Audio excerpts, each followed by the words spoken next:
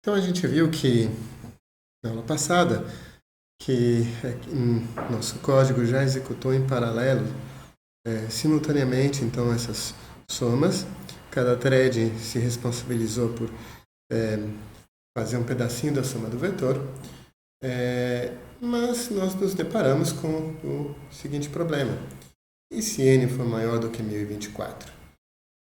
Já que estamos limitados a ter 1024 threads.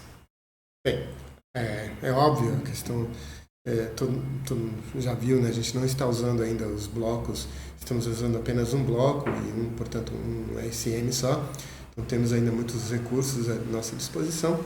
Mas antes de explorarmos os blocos, vão haver situações no desenvolvimento em que a gente vai se deparar com a seguinte situação: a minha thread está fazendo muito pouco, eu posso aumentar a carga de trabalho dela. A gente diz que a gente pode aumentar a granularidade do kernel. Esse kernel, nosso kernel até agora, fez a soma de um elemento.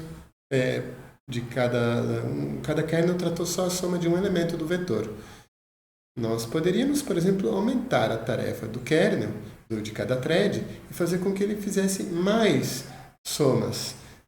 Portanto, que tratasse mais elementos do mesmo vetor.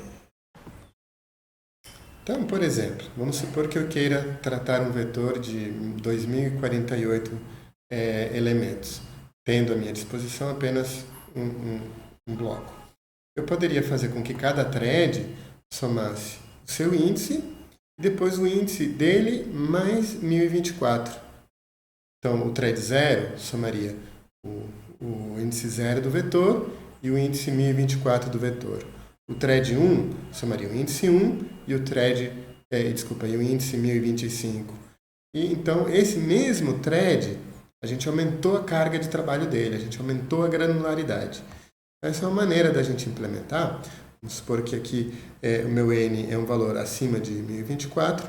Então, se o meu portanto, se o meu thread for menor do que o valor limite, então a gente vai vir e vai somar uma variável chamada blockDin para esse índice. BlockDin é a dimensão do bloco. BlockDin é uma variável intrínseca, você não define, você não inicializa, ela já é definida pelo próprio CUDA e corresponde à dimensão do bloco.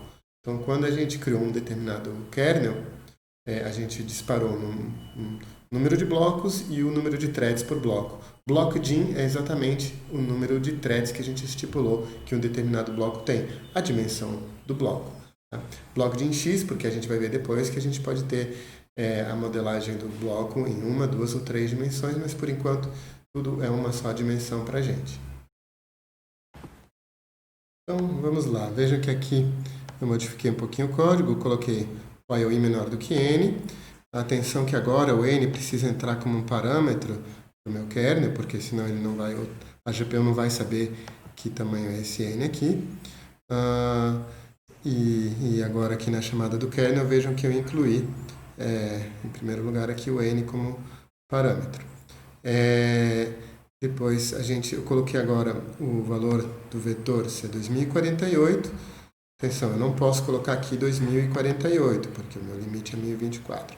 Agora eu coloquei no braço aqui 1024, está meio deselegante aqui, mas enfim, só para mostrar mesmo. Tá? E aqui nós vamos então ficar fazendo uma interação até o i ser maior do que o n, significa que ele varreu todo mundo para cobrir o vetor. Tá? Vamos executar. E veja que agora todo mundo foi tratado corretamente, diferente daquela situação de erro que a gente tinha visto anteriormente. Inclusive, vejam que se a gente agora vier e aumentar mais ainda o tamanho do vetor, por exemplo, 4096, o que vai acontecer é que, teoricamente, ele também tem que resolver esse problema para mim. Tá? Então tá aí, conseguimos calcular todo mundo. E quando eu coloquei agora 4096, cada thread executou essa iteração 4 vezes. Porque a gente foi somando 1024, mais 1024, mais 1024. Então, o primeiro thread somou do 0, do 1024, 2048, e assim por diante até chegar ao 4096. Então, veja que agora a gente tem um tamanho aí de praticamente infinito de vetor que eu posso somar. Um pequeno detalhe, assim, apesar de eu ter colocado 1024 aqui como limite, nós vamos ver que em algumas situações, criar 1024 threads para um bloco pode ser que o meu kernel seja muito extremamente elaborado e grande para a gente se dar o luxo de criar 1024 threads para um determinado bloco, lembrando que todas as threads residem ao mesmo tempo dentro de um bloco, portanto, ao mesmo tempo estão ativas dentro do ICM, consumindo registradores, consumindo memória local e tudo mais. Então, em algumas situações, eu poderia criar aqui, por exemplo, 128 threads por bloco, tá? E agora eu diminui bastante o número de threads por bloco, o número de threads que eu tenho, tá? E só que eu aumentei mais ainda a carga deste kernel. A gente deve ter um resultado bastante parecido, na verdade igual, embora em termos de performance, dependendo dos valores, a gente possa ter diferenças. Então viram que funcionou mesmo assim. E o que aconteceu agora é que esse loop para cada thread durou bem mais. A gente foi fazendo 0, depois o 128, 256. Então, um único thread fez uma quantidade de interações aqui bem maior.